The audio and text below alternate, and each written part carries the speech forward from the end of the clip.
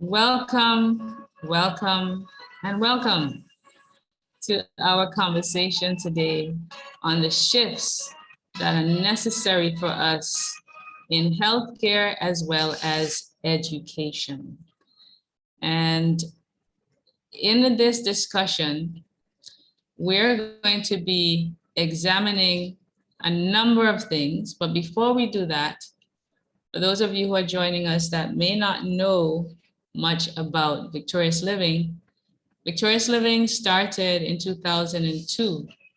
And I'm the visionary of Victorious Living because when I came back on St. Martin for vacation and recognized that so many of our young people were hurting, something that I had not seen to the extent just a few years before, I recognized that we needed to do something about it. So Victorious Living is about helping people who are hurting, community that's fragmented, helping to rebuild it, frustrated young people, helping them to overcome those frustrations by finding their purpose, families that are falling apart, helping to bridge the gap and mend those gaps, divorce that is rising, helping to mitigate that, dealing with juvenile delinquency and crime and violence. We provide mentorship and a number of solutions to help our young people. And we're all about solution-focused methods. So we do couples counseling, families counseling, youth and individual success coaching, health coaching, entrepreneurship training, and a host of other programs. So today, we are hosting this luncheon opportunity as part of the LeaderCast shift. And as those of you who had registered know, we have to ensure that all persons who register pay on time so that we're able to host the LeaderCast shift. So we had to extend the date, and that extension is up until Monday because there are quite a few people who wanted to register but were not able to do so on time. And we will be hosting the event on the 8th of April. So I hope that you understand the shift, and we will tell you some more about that at a later time. Let me turn down my volume in the back. And as I do so, continue our discussion. So there's an overview. I just did the overview, and we'll be doing our introductions of our speakers, as well as who we are as the hosts for today. So let me turn down my volume in the back, 1 second.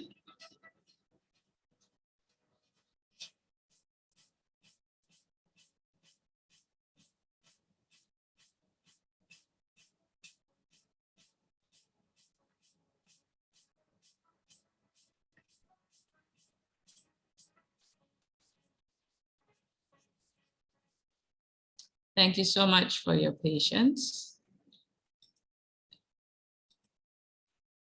As we continue, and here we go. So let me introduce you to our host, co-host, Mr. Roy Cotton Jr. He's an interpersonal and professional development coach, youth specialist, motivational speaker, and transformation specialist who loves empowering others. He's a radio show host of his inspiring internationally syndicated radio show Love and Inspiration with a listenership of over 2 million. He's a visionary of the Love and Inspiration wall calendar created to spread love and inspiration into your home, business, or organization. And we successfully work together as co-therapists in premarital and marriage therapy sessions because he's also my husband, Mr. Roy Cotton Jr. Thank you so much for that wonderful introduction, and welcome to all here with us this afternoon on this beautiful day and for this luncheon discussion. You are in the right place at the right time. It gives me great pleasure to be in your presence along with my lovely wife, Dr. Nicole Erneme Francis Cotton, and our special guest who you're going to be hearing from shortly. As we continue on this amazing afternoon, let me take the opportunity to introduce you to my lovely wife, Dr. Nicole Erneme Francis Cotton, who is the visionary of Victorious Living Foundation.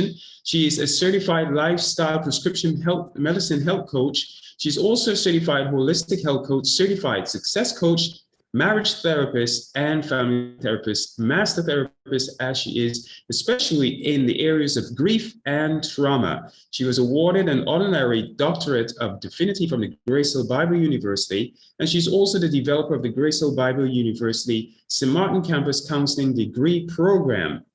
Proudly, she's the co-developer of the University of West Indies Grief Counseling course for the Bachelor of Science in Social Work program. Best-selling co-author of Success from the Heart and author of amazing books such as It's Time for Change, How to Thrive in Trying Times, Love is Forever, a true tale of love and romance. And as you heard a while ago, she's happily married to myself, and we are here for you today because this is such an important time for us to really look at the shifts in healthcare and also in education. So, oh wow, I'm so super happy already to introduce to you our first speaker today on our luncheon time together. And I'm talking about Dr. Johannes Fisslinger, who's coming live to us right now from out of beautiful Germany. He has over 30 years plus. And I'm telling you, when you hear this gentleman speak, you're going to hear why I'm saying that. He has been dedicated to his life's mission, which is to inspire and empower conscious and healthy living and help build a new healthcare paradigm based on the art and science of self-healing. He has over 27 years of experience working with clients to resolve chronic body-mind symptoms, and also over 15 years teaching worldwide the art and science of self-healing and life medicine. He's the author of 5 books, including The 6 Root Causes of All Symptoms, the founder and director of Lifestyle Prescription Medicine University, which we've been very successful students of, and it is based in Germany, of which myself and my wife, as I've mentioned, are graduates. It gives me great pleasure, ladies and gentlemen, to introduce to you Dr. Johannes Fisslinger, as he helps us to understand the shifts needed in healthcare live from out of Germany. Welcome, Dr. Johannes. Hi, Nicole, Roy, everyone. Hello, how are you? We're doing well. Good seeing you. Nice thank you for the invitation and for this wonderful event. You know, very important. You're welcome. Thank you. Welcome.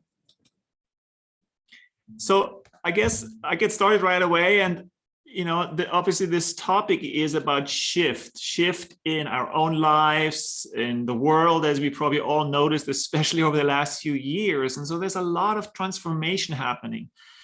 And obviously my expertise or field for like 35 years is health, medicine, you know, personal transformation and growth. And just to get you started, I know you all have the chat box here, right? Let's use it. If I would ask you, how important is health to you? So if I would ask you, how important is health to you from 0 to 10, 0 being nope, not whatsoever, 10 being very, very important. Type in the chat box. Or if you don't want to type in, you know, just say, I don't know, think for yourself, right? How important is health to you? And over the last, 10 plus years or so, we did a lot of these tests and on research also. And I think for most people, consciously or unconsciously, health is very important. So if I see like an 8, a 10, 10 in here, that's excellent, excellent. Obviously, that's what we want, right? So think about, the next question is, if you look at your life, how much time and energy and money and attention do you give to health? That you live a healthy, energetic, prosperous, long life, right? How much energy do you put in? Attention. Give it again, 0 to 10. And then check, is that matching, right? Because if something is important to us it can't be just, oh yeah, it's important to me, and then we don't act on it. And that is the big issue, I think, right now in healthcare, right? If you think about it, if we have, and by the way, some of you might know that 80% of all the symptoms that we have are chronic health issues. They're actually lifestyle-based health issues, right? It's not just coming from somewhere, it's accidents, it's age. In most cases, it's not age, right? It's none of that. It's not accidents, it's not toxins we eat or drink or whatever, right? Some are, maybe smoke and alcohol and all that, but the vast majority of our chronic health issues is lifestyle-based. Now, think about that. What options do we have right now? And by the way, this is not really me saying it. I mean, I do say it, but it's basically the top leaders in medicine, especially in this field of lifestyle medicine, because if how we live creates these health issues, right? Wouldn't it make sense to use lifestyle as medicine? And I go a little bit more into that in a minute. But the most important part is, how important is it to us, right? And how are we willing to change? And that's obviously is a big part that we're going to talk about today. So I can share screen, right? Because what I want to do is provide options for you. Think about it. And by the way, with chronic health issues, we talk about the pains we have in our body. So maybe everybody's listening and also here in the room here, think about like some of the symptoms you had recently or over the last month or years, right? But first of all, most of us are going to ask the question, well, why do I have this, right? What did I do? Why is this happening to me? And then typically the next question is, what am I going to do about it? And in most cases, I would say about 90% of people that go to a healthcare provider, are provided with two options, which are these here. Basically, we monitor, we observe, or often we procrastinate. Anyone listening who has been procrastinating?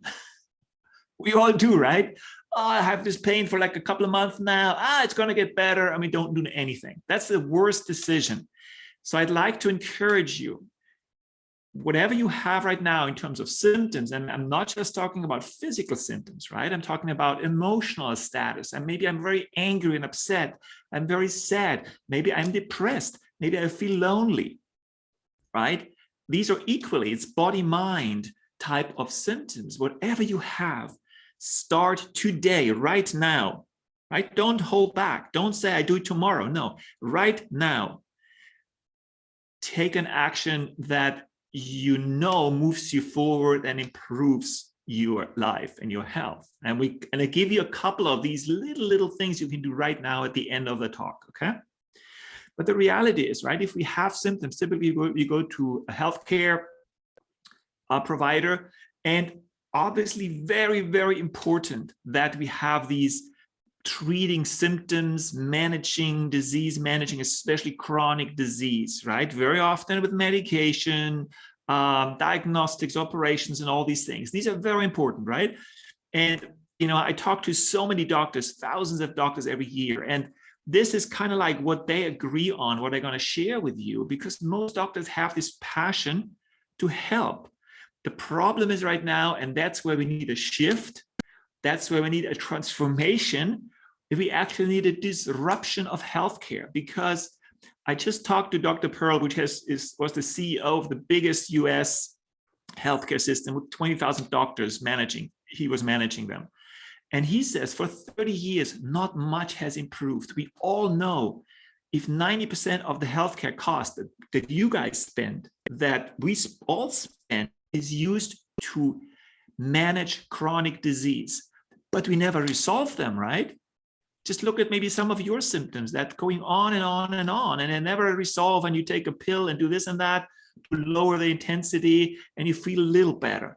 But that is not the same thing than actually resolving it. So we have these two options that most of us know.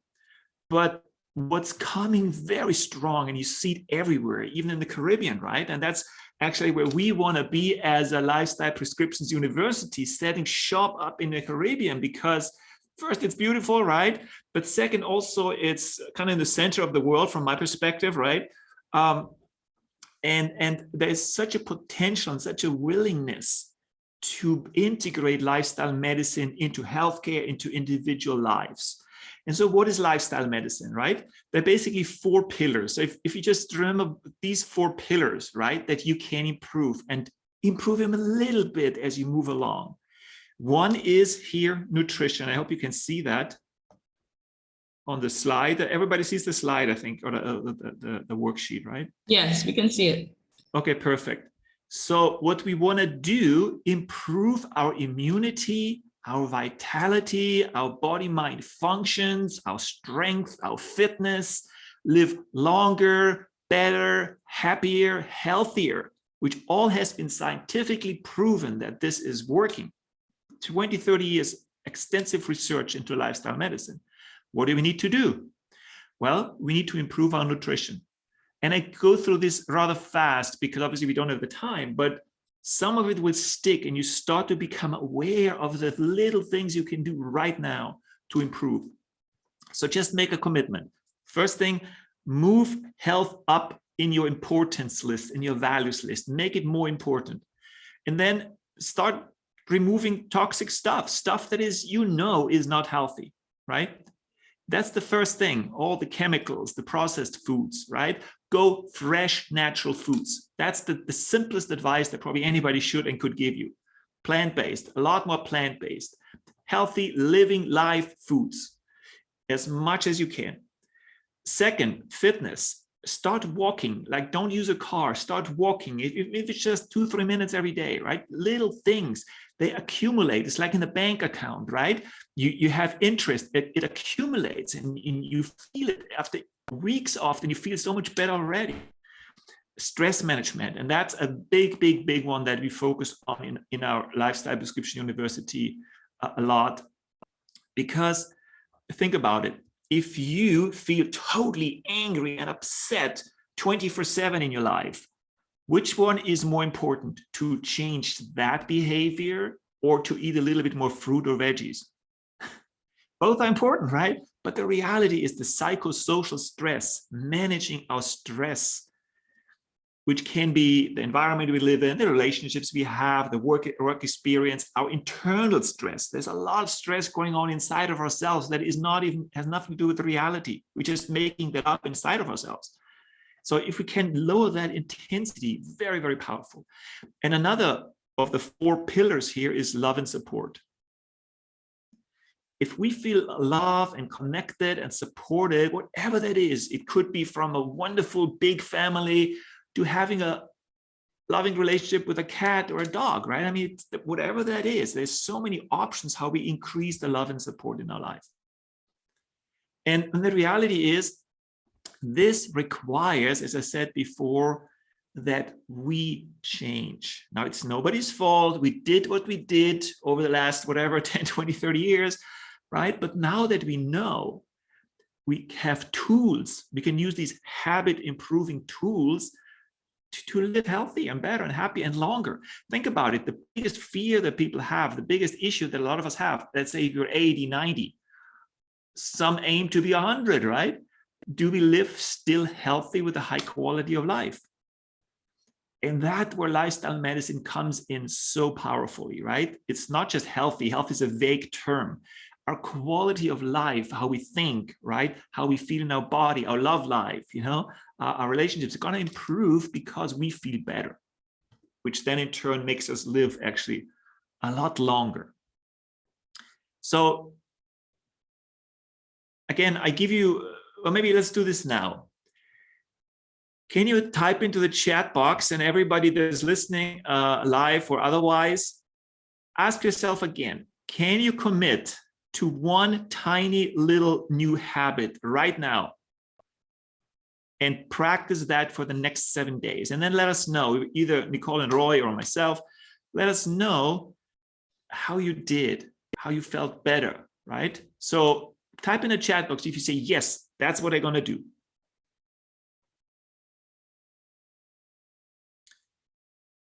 And whatever goes in your mind, right? Whatever you feel, it doesn't matter.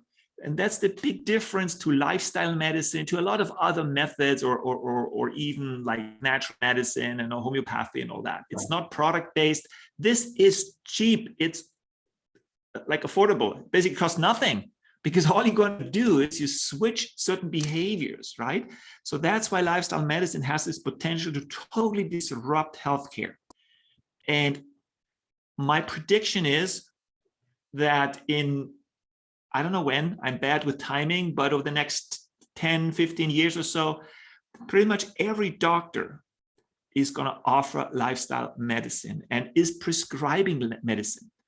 Now, let me ask you this. If you have a back pain, or you feel very depressed and don't know why, or you feel fatigued, or you have skin issues, or whatever it is, you go to your doctor, and your doctor says, okay, so that's what it is. We did the diagnostic part, and now I have two choices for you, two pathways, two options, right? Which right now we don't have, and that's the big problem. The two choices are, we can manage your disease. You might take pills and this and that for a long time, might be some side effects, but you feel better. But again, it's not probably going to be gone. The second option, number one, is managing your disease or your symptoms. The second one is lifestyle medicine and helping you to live better, healthier, happier by changing your lifestyle, which in turn, a lot of these symptoms will melt away. All of us have experienced that. Suddenly a symptom is gone, right? And that's what lifestyle medicine does, address these root causes. So let's have one habit. Pick any of these areas. I leave this one for you, and at the end I have another one for you that it's a very specific one. But pick one habit, and what I'd like you to do, decide, because we all deep down, we know what's good for us and what's not, right? We typically just don't act on it. So pick one. For example, you say, oh, I drink a lot of sugary drinks, right? Just say, nope. No sugary drinks for 7 days, instead water or tea. Seems easy, but I'm telling you, if you can do that one, you should party with healthy party, right? But what I mean is, if we do these little habits, you're gonna, after 7 days, you notice, oh my God, I feel a lot better, right? And then you're motivated to continue and do more. So that could be one. Or you say, I eat a lot of meat. So maybe I have that. So half of what I eat, typically eat meat, I lower that. Maybe 1 or 2 days I get rid of meat. Or fitness. If you say, I'm not very fit, well, then once a day, walk or exercise for 10 minutes. That's okay. It's way than enough. Stress management. Maybe, because I know most of you guys live on a beautiful island with a beautiful beach, right? So just commit for 1 week. You go just one, like for 15, 20 minutes on the beach, breathe deeply and feel really like you relax, you recharge, right? Or you do it in your garden. And another one could be, love and support. Like, what can you consciously do right now, right? Not tomorrow or whenever, and not that you need somebody else, right? Because that isn't always difficult. You want to be self-responsible. What can you do right now to include or increase that feeling of love and support? It's an internal feeling, right? The external is just a stimulant that helps you do that. Okay, does everybody have one habit? Again, we're calling these micro habits. It's not like I would say to you, change your whole life, change everything you eat, right? Oh, way too big.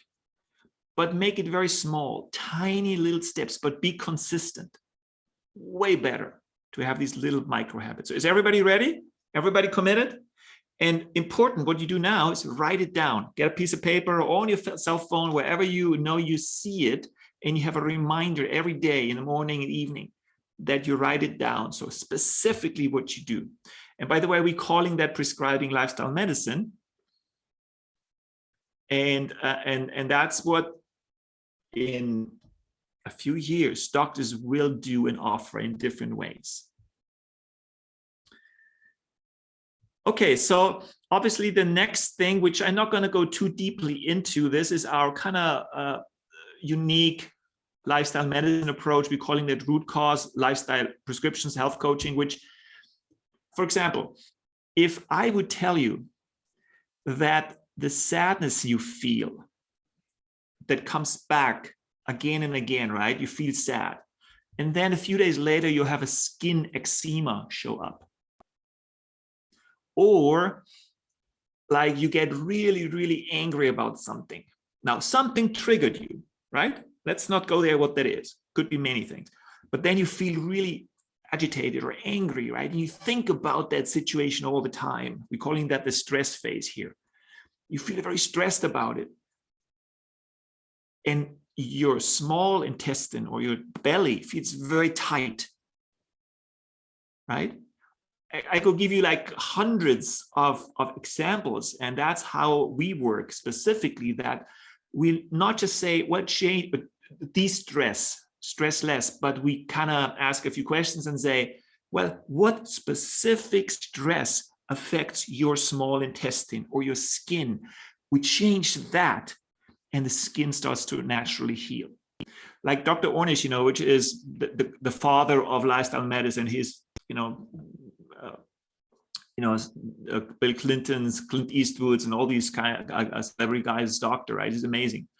And he did 30 years of research proving that this is working. And he always says, and this is important, our body has this absolutely amazing ability to self-heal, to auto-regulate, if we allow it to happen. Think about that. So if you remove the things that are not supportive to us and add more things that are supportive, then our body automatically, it wants to auto-regulate and heal.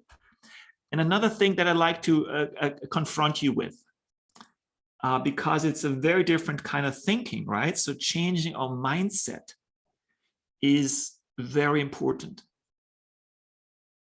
So next time when you have a symptom, whatever it is,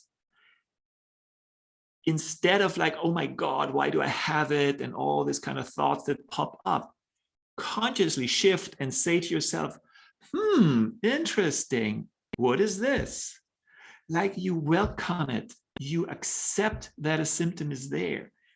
You allow it to be there and then consciously see, what can I do? What does this stress me before, right? You look more consciously into your life and how your life affects your health. And you're going to notice so many amazing things that then it's up to you to make the changes and improve, right? Which is such an empowering feeling.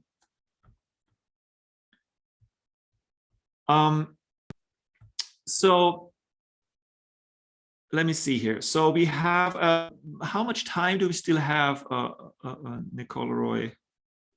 So I know how to pace the next part. Or do we go right to questions? You actually have had some questions already in the chat. Oh, okay, cool. Yeah, someone was asking if alcohol also means wine. Yes, alcohol is alcohol.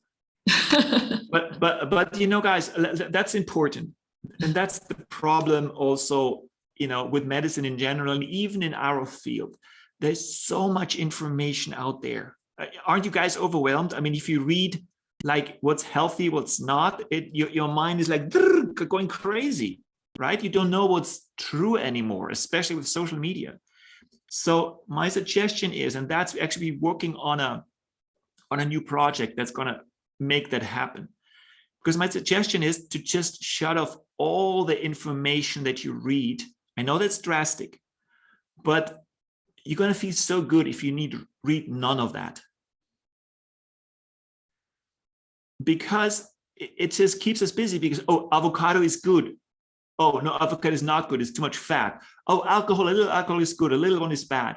I mean, you know, it's in the degree. If I drink a lot of alcohol, if I drink a bottle every day, it's probably not that good, because think about it, the liver needs to process. So it puts stress on the liver and so on our digestive system, lymphatic system, right? Like if I get totally drunk, that's obviously not good. But if I have a glass of wine once in a while, okay, that's obviously not as bad. So it's not good or bad. It's this, which I hate, this black and white thinking that we have in our society right now. Life is not black and white. It's grayscale, right? And so if you just, let's say you, as an example, you have this bottle every day, right? Maybe with a partner. Just have an agreement and say, you know what, let's cut it down to half a bottle. See how it goes. And drink something else, or, you know, do something else, right? I mean, then drop it even more, right? And that's a much more healthier approach, you know, than say this is good and bad. And the second thing is, right, let's talk about meat or proteins. There's all these different diets out there. And this is way too confusing. It's like it drives people crazy because they think they should do something or should not do something. Forget all that. It's very simple, right? And that's what one of our strength thing is here. Just eat healthier every day, a little bit healthier, in a sense, meaning test it, remove what's good for you, where you feel good. Let's say you eat and then you feel afterwards really heavy, right? Oh my God, like your energy is down, right? Because it's heavy to digest foods. Okay, eat less. Add definitely more vegetables, more fiber, very important. If you just do that, right? What can you do? And I had a call yesterday, actually on a podcast, with the president of the American Board of Lifestyle Medicine, and he was saying the same thing. You know, it's like we need to put pleasure into eating healthy. If you feel like, oh, this broccoli or this avocado, or whatever, is so good, you know, we develop a taste for it, then it's just natural. You know, it's that we don't have to think about it. And that's what's really important. You build better health habits over time. So Johannes, are you saying also that we need to be more accountable, more responsible? And so even journaling what we eat would make a difference? Are you saying that? Yes, absolutely. I mean, you know, we could obviously go into a lot of details here, but yes, I mean, to me, awareness is the number one. If I'm aware that, for example, once I drink a lot of sugary drinks, I'm hyped up and I don't feel so good actually afterwards. My energy then drops very bad. So if I remove that and drink water instead, or like a tea, for example, then yes, at the beginning, it might not be as tasty and giving me a kick in the butt, but over a long period of time, I feel so much better, right? So this awareness, journaling is good, absolutely. Now, I want to ask a question, because I'm doing some testing these days. Now, what we noticed is that most of us, let me ask you this question, two questions. First one, if you would have someone like a health coach that would be your personal health coach, kind of like 24/7, right? When you have a question, you don't know, should I eat this or that? You can just send a chat, or you have a group coaching every like week or so. You can attend and learn, and somebody's there holding your hand. Who would think that would help me a lot? Or you would say, nah, I don't need that. Type in the chat box, because I'm very curious. Right? Meaning, what if you could have your personal health coach that is there for you when you need help? And do you feel this would help you improve? And you know, because typically we have these challenges during the day, or like once in a while something pops up, and then we're going to do, and we fall apart. But if we have someone that is there for us, that knows us, like this The old style doctors, right, 30 plus years ago or so, they knew us. They were like this country doctor kind of mentality. They knew us, they knew our life, our relationships, our problems, but he was always there for us. But that's not there. We don't have that anymore. So we say 2 persons answered. One said, yes, it helps. And the other said that would definitely help. Now, another question. What would you invest into that if you had that opportunity? What I mean is, like we said before, right? If health is important to you, would you say, you know, I pay so much in healthcare and my lack of health gives me a lot of trouble and, you know, lower income and all that. If you calculate all that in, would you willing to spend, I don't know, $30, $50, $100, $1,000 a month? And I'm asking that on purpose because that has to do with value, right? Meaning, if we spend a little bit now, and it's like a fitness studio, gym, right? Let's say $30 a month. And somebody's there that coaches us through this process. But long term, we're going to save so much financially, but in opportunities increase, we feel healthier, we live longer, better, right? I mean, to me, it's a no-brainer, but I just want to know what you guys think. If this, because that's what I believe where healthcare needs to go. We need to go totally away. That's the disruption I was talking about. We're doing the old thing again and trying to revamp it, managing stuff and trying to figure it out. And it's like mostly business oriented, right? Meaning it's the sicker we are, the more we pay, which is called a fee for service model in medicine, right? And that has to change. It has to go back to value-based medicine, which basically means the healthier you are, the more rewarded you're going to be. Wouldn't that be cool? If you live healthier and you get rewarded at the same time, type in the chat box. I'm curious if you think that's a good thing. So if you would be rewarded to actually be healthy, live healthier, take actions towards that, and you get rewarded, would that be something that you feel, oh yeah, that would be very different? Instead of paying for it, I better be rewarded, right? How would you propose that, Johannes? How would that? Oh, that's going to come soon. I'm sure, you know, you guys hear about that. You know, that's something we work on. And not just us. I mean, there's a lot of them. Like some of our doctors in Florida, you know, there's even Stanford, they're looking into value-based medicine. The problem is how to implement it, right? And so that's what a lot of people work on right now. And that's one of my passions that I say, you know, this is enough. I've been in this field for 30 plus years. 35 years, and it hasn't improved much. Yes, it's getting better. More people know about health and all that. But think about it. We have so many billion people. Let's say we have 1 to 2 billion people that have major chronic health issues. They have 1 to 4 or 5 chronic health issues. And that's why healthcare is so expensive. And so we know the solutions. So the next big step is find ways to make healthy living affordable, and that actually whoever takes that step is being rewarded for it. So wouldn't the reward be enough that you're healthier? For a lot of people it is, but see, it's a mindset. I think right now, like I think I just saw in the chat box, and that's what a lot of us think, right? Oh, healthy living and organic or healthy food is expensive. That's maybe true. It doesn't have to be, right, if it's done right. But I think that the big issue is that we are so used to paying for everything.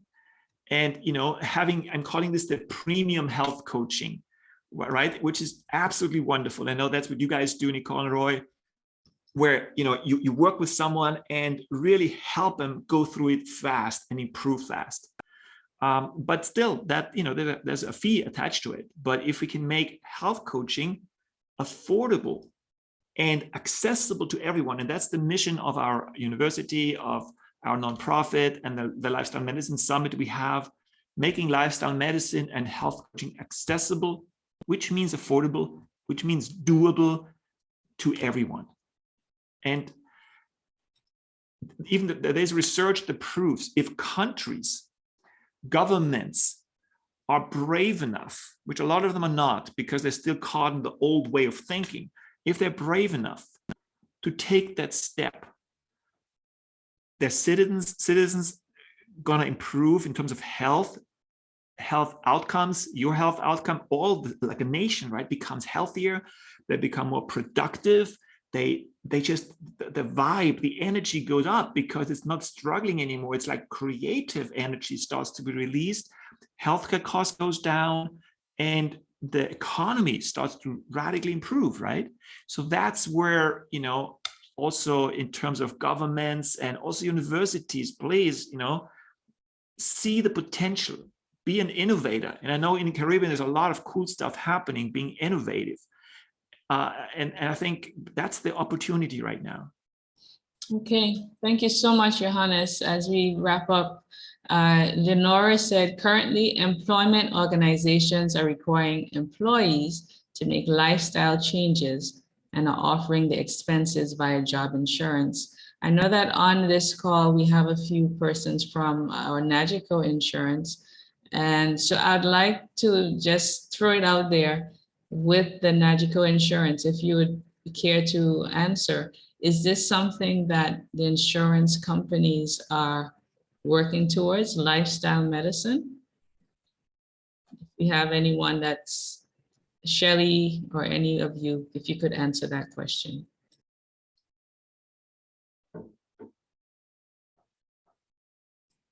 While we're also waiting for that question to be answered, if there's any other questions you may have for Dr. Johannes, please feel free to put your hand up digitally here that we can see it, and then you would have the opportunity to ask the questions to Dr. Johannes. We only have 1 minute because we have our next speaker, Mrs. Charles, who will be coming on shortly. So if you have a question, go ahead. Yeah, if a question, that's fine. Just maybe one thing I want to say, like we're working starting in fall with health insurances and bigger organizations to bring health coaching, addressing the root causes into our network. And we're going to do a research project, you know, to show that health outcomes go up drastically and cost goes down. So it's a no-brainer, right? For insurance companies, especially. Yes, and I can see Shelley did respond. She says she's not certain. She's in finance. So it's food for thought for the medical department of the insurance. So thank you so much, for Johannes, for shedding light. Any final thoughts or comments in reference to our discussion before we bring on our next speaker? Do you guys listening remember what you agreed to before? I'm not gonna let you go. Because see, that's the thing with lifestyle medicine. It's about habit improvement. It's not about reading more stuff and knowing more stuff. Oh, I've read about this and that. That's why I was saying we're so used to that. So let it go. Instead of focus on tiny little habits, and you're going to see a huge improvement. Wonderful, wonderful. Dr. Johannes, oh, is there a question? Let's Shannon? see. Yeah. Okay, go ahead. You may pose your question. Not me. Sorry, no. Just technical error. Sorry. Okay. No problem. Thank you. So, Dr. Unmute yourself. Yes, Dr. Johannes, we would like to thank you, of course, for taking the time out to speak with us here today. Sure. Very, very powerful discussion and presentation. And I'm sure it has brought some food for thought here for the audience who are with us today and for those who would be able to watch the replay of this very powerful discussion. I know definitely that St. Martin is an island that we can see that there are persons who are really making that conscious decision to live healthy. We do see a lot of people, doing their morning walk, afternoon walk, going to the gym and becoming more health conscious. So I think it's timely for the shift that is necessary in healthcare. And we thank you, of course, for being here. And we look forward to Lifestyle Prescription University setting up on St. Martin as its home base in the Caribbean, because St. Martin is strategically situated here in the Caribbean, where, hey, it's an amazing opportunity for St. Martin to become the health mecca of the world through lifestyle medicine, prescription university, and what you're talking about, where you said having a personal health coach. Awesome. Sounds really fantastic. I can't wait. And I just wanted to add, Johannes, thank you as well for the training that you have offered us, because my clients are seeing the benefits of it. Absolutely. And it really makes a big difference. So thank you. Yeah, and just for me, a last comment. If you know, because the reality is, you know, if there's somebody there, as I said before, to help, it's just a lot easier, right? And so if somebody has some health issues, whatever it is, talk to Roy and Nicole, and they're going to help you in a tremendous way. So thanks again, everybody. Thank you. You're welcome, Johannes. Thank you. And ladies and gentlemen, as we continue, we just heard from Dr. Johannes Fisslinger, straight out of Germany. And we are going to move over to our next guest. We had questions and answers just now, so we thank you for your questions and participation. Up next, it gives us great pleasure to introduce to you educator, writer, motivational speaker, storyteller, Mrs. Bridget Samuel Charles, who was born and raised on the beautiful island of Antigua in the Caribbean. She emigrated to the United States and has devoted most of her life to being an educator, mostly in middle school grades, as well as a lay minister. She has taught all grades from first grade to high school and was an adjunct professor. She's also received many accolades and commendations as an educator. Mrs. Charles has written a children's book entitled Grandma's Kisses and several plays, including The Urgency of Now and Complications. No Regrets is Mrs. Charles' first length novel and is the first book in a trilogy, the second of which will be published later this year. I can't wait to absolutely get my hands on that. She currently lives in New Jersey with her husband. It gives me great pleasure to introduce to you, ladies and gentlemen, Mrs. Charles, as she helps us to grapple with the shifts needed in education. Welcome to you, Mrs. Charles. Good day. Good afternoon, and thank you. Thank you very much.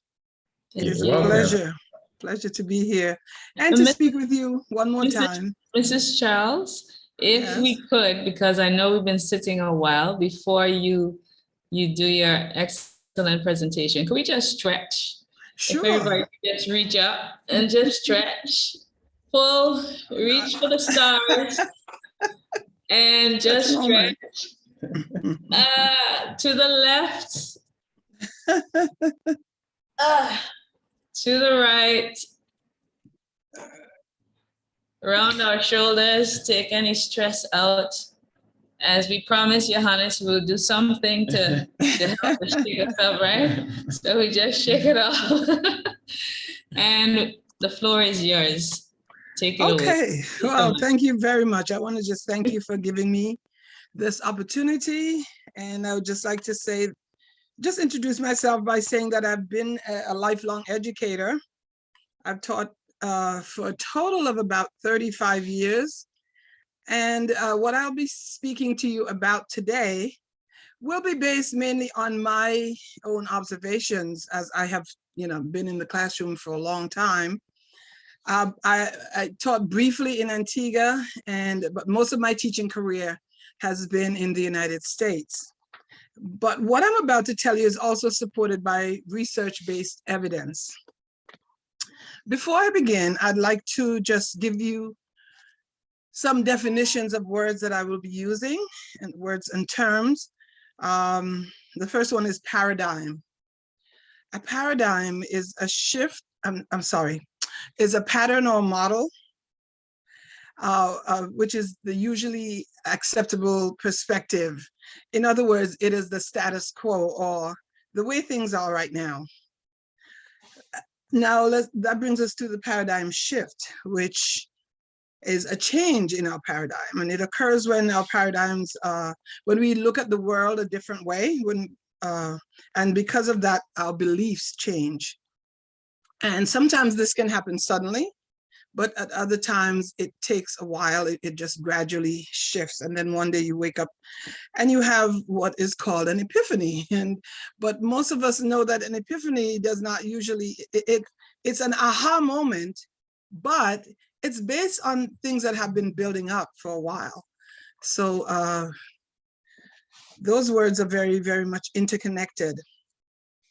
Another phrase that we find a lot in education is self-fulfilling prophecy. Now, according to Robert Rosenthal, who was the one who did, he authored and coined the term the Pygmalion effect.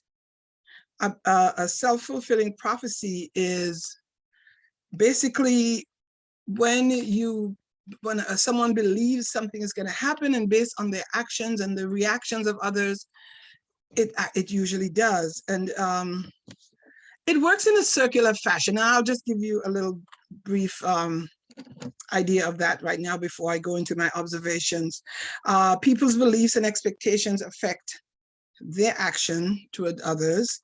Now, these actions on the beliefs and expectations then in turn cause the performance of the person that is involved, the person that they have these feelings about, that causes that person or these people to act a certain way. And because they acted that certain way, which is what the person in the first place believed and sort of motivated to happen, then it comes right back to that first person, and they said, oh, my initial belief and expectation were correct. And so everything is verified. And we see that happening a lot in education. And I'll go into more detail with that in a little while. So these are my observations of paradigms in education. First of all, class size, very important issue in education.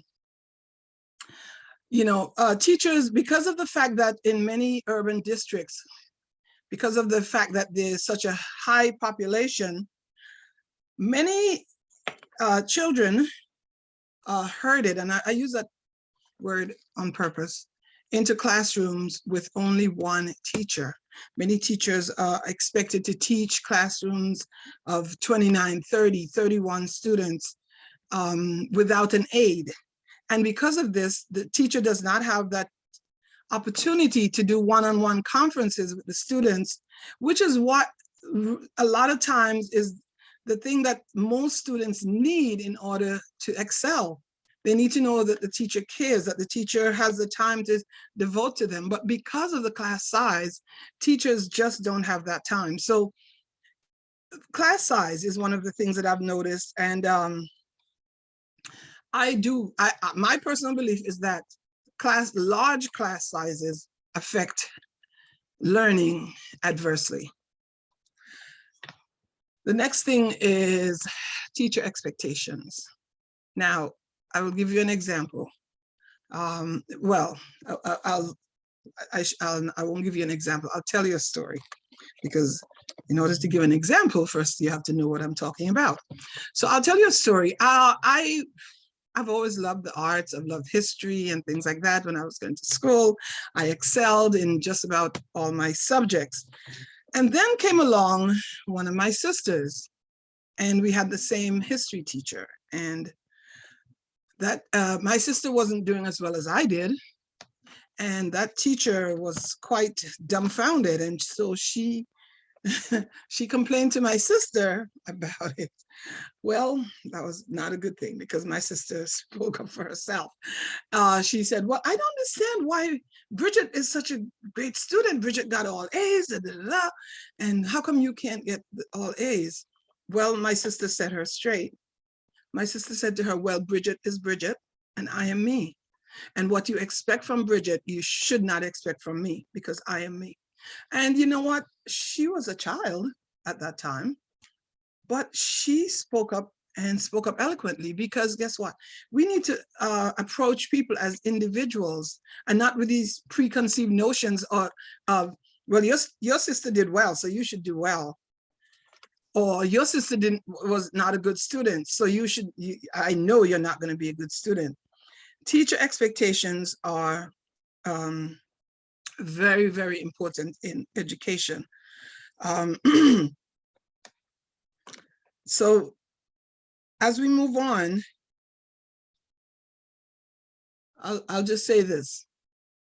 Whether a child goes to school in the inner city or in the suburbs or in the country, that child deserves respect, and that child deserves to be given the best opportunity possible to get a good education.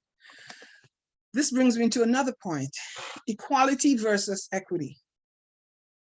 Now, some people use those terms interchangeably, but I'll tell you right now that those two words do not mean the same thing. Simply put, equality is providing equal opportunities for all students.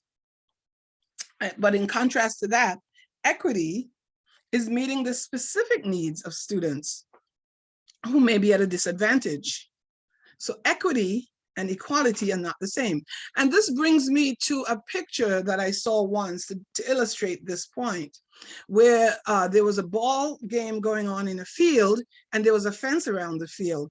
Some children were trying to look at, to see the game. They were trying to look over the fence to see the game.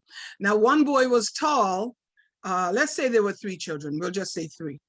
One boy was tall. He was able to stand, just stand up and look, no problem.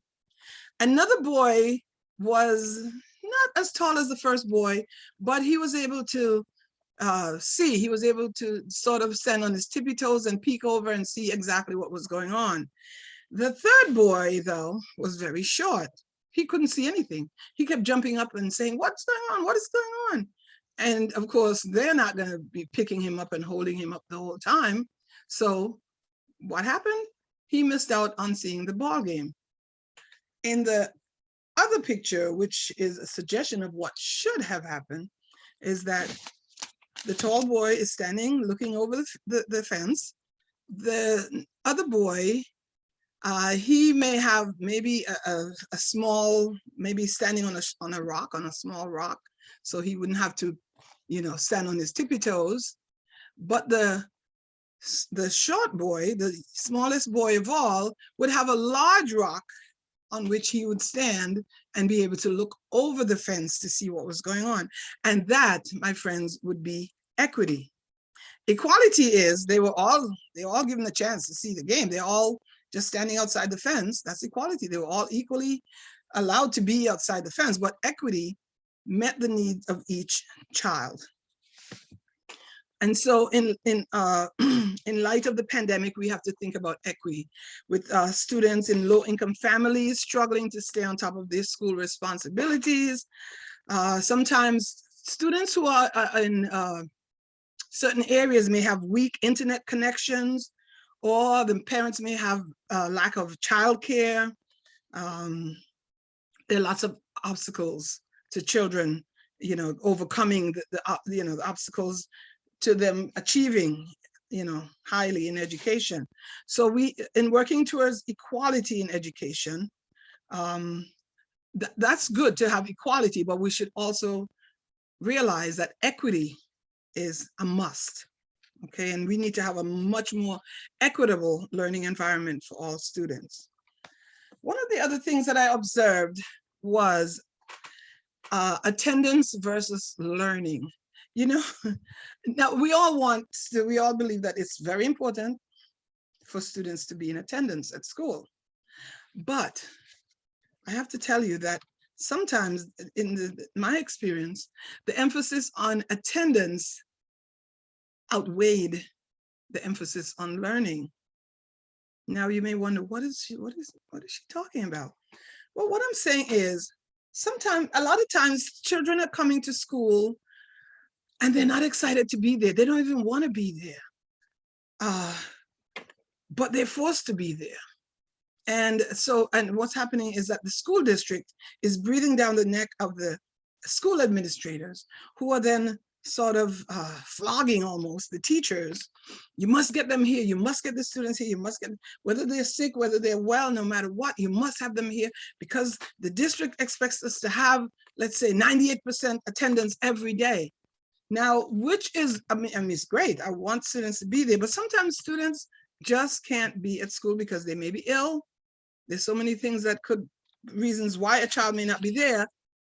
And yes, we do want to find out why they're not there, but is that, does that mean that the teacher should be become the attendance officer? A lot of times teachers get heaped with a lot of additional responsibilities just because they are the teachers. And so sometimes they're so swamped with doing all these extra things that they're not able to give to their lesson planning and to their grading and to the different things that they do that directly impact the lives of children. They're not able to give those things their full attention because they have to call 10 parents that night and, you know, justify so many things, so many other things other than being able to interact with the students. So that affects learning. So if parents could also become partners in this attendance situation with teachers, that would help a lot. That, you know, parents would make sure that their children are at school and maybe even encourage the children at home, read with them, you know, help them to have a joy in learning and not let them feel like, oh, learning is a chore. That is one of the things that would help teachers and in the long run, help the education system overall. Another thing that I encountered during my many years of teaching is mental health issues. Now we all know that, you know, students are guaranteed, you know, complete, I can't think of the exact term right now, it just went right out of my head, but a full and comprehensive learning. They're guaranteed that by the government, that they should be getting, you know, a good learning package, if you will, when they go to school. And that they, we all know that safety is one of the most important things for children. But lately, we've been hearing so much about school shootings. We've been hearing about children being attacked at school with other types of weapons, not necessarily just guns. We're hearing so much about bullying. So the safety of children that affects their mental health, that has become an issue. I've taught many years in middle school, and there are many students who have, you know, had to go into crisis in the, you know, at the hospital because of the fact that they're suffering, you know, from mental health issues. So there are, you know, safety is definitely affecting students' mental health. Some children don't want to go to school because they don't feel safe. And so that's one thing we need to find a way to provide for the students, because in order to perform well at school, they need to feel supported, they need to feel safe and comfortable in their environment. And so I hope that we can find that a way to guarantee that for the students and their parents, regardless of age.